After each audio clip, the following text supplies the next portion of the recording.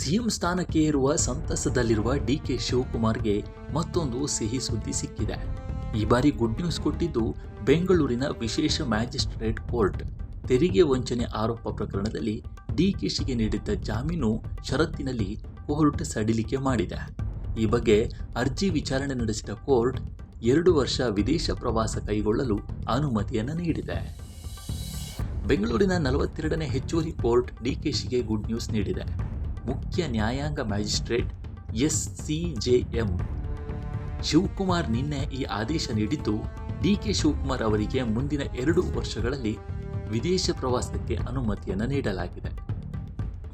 ಅದರಂತೆ America, Europe ರಾಷ್ಟ್ರಗಳು, England, Australia, Russia ಹಾಗೂ ಅರಬ್ ರಾಷ್ಟ್ರಗಳಿಗೆ ಅಧಿಕೃತ ಉದ್ಯಮ ಪ್ರವಾಸ ಕೈಗೊಳ್ಳಲು ಡಿಕೆಶಿಗೆ ಕೋರ್ಟ್ ಅನುಮತಿಯನ್ನು ನೀಡಿದೆ. ಇನ್ನು ನ್ಯಾಯಾಧೀಶರು ಡಿಕೆಶಿಗೆ ವಿದೇಶ ಪ್ರವಾಸಕ್ಕೆ ಅನುಮತಿ ಜೊತೆಗೆ ಕೆಲ ಷರತ್ತುಗಳನ್ನು ನೀಡಿದ್ದಾರೆ. ಪ್ರತಿ ಬಾರಿಯೂ ವಿದೇಶಕ್ಕೆ ತೆರಳುವಾಗ ಡಿಕೆ ಶಿವಕುಮಾರ್ ಅವರು ತಮ್ಮ ಪ್ರವಾಸ ವಿವರವನ್ನು ತನಿಖಾ ಸಂಸ್ಥೆಗೆ ಸಲ್ಲಿಸಬೇಕು ಅಂತ ಸೂಚಿಸಿದೆ.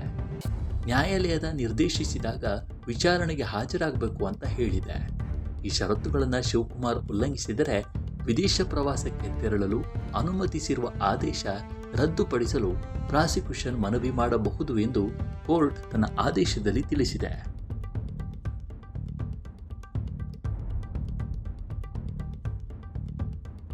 ಇನ್ನು ಡಿಕೆಶಿ ಬಗ್ಗೆ ಜ್ಯೋತಿಷಿ ಭವಿಷ್ಯ. ಭಾವಿ ಸಿಎಂ ಡಿಕೆ ಶಿವಕುಮಾರ್ ಕುರಿತಂತೆ ಅವರ ಆಪ್ತ ಜ್ಯೋತಿಷಿ ರಾಜಗುರು ದ್ವಾರಕನಾಥ ಗುರೂಜಿ ಭವಿಷ್ಯವನ್ನು ನುಡಿದಿದ್ದಾರೆ. ಜೂನ್ 4 ಮತ್ತು ಜೂನ್ 5ರಂದು ಪ್ರಮಾಣವಚನ ಸ್ವೀಕರಿಸುವ ದಿನಾಂಕಗಳನ್ನು ಅವರಿಗೆ ನೀಡಿದ್ದೇನೆ ಎಂದರು. ಅವರು ಮೊದಲ ಬಾರಿಗೆ ಸಚಿವರಾಗುವ ಮೊದಲೇ ನಾನು ಅವರಿಗೆ ನೀವು ಒಂದು ದಿನ ಸಿಎಂ ಆಗ್ತೀರಿ ಅಂತ ಹೇಳಿದ್ದೆ, ಅದೀಗ ನಿಜವಾಗಿದೆ ಅಂತ ಹೇಳಿದರು.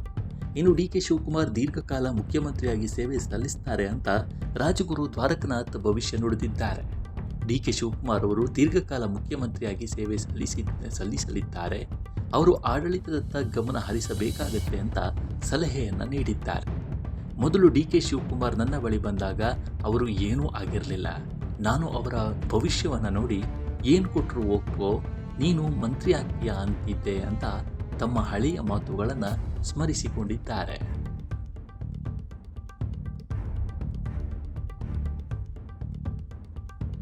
ಈ ಬಗ್ಗೆ ನಿಮ್ಮ ಅಭಿಪ್ರಾಯ ಏನು ಅನ್ನೋದನ್ನು ಕಾಮೆಂಟ್ ಮೂಲಕ ತಿಳಿಸಿ. ಮುಂದಿನ ವಿಡಿಯೋದಲ್ಲಿ ಸಿಗೋಣ. ನಮಸ್ಕಾರ.